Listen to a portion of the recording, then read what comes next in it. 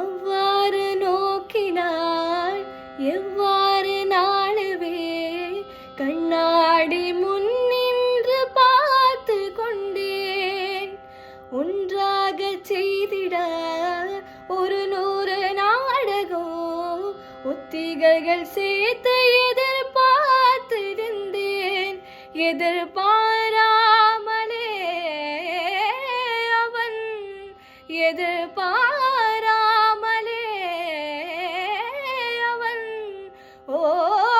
பின்னிருந்து வந்து என்னை பம்பரமாய் சுழட்டி விட்டு உல கொண்ட பெரும்பாயன் நின்ற வாயோடு வாய்ப்பதித்தான்.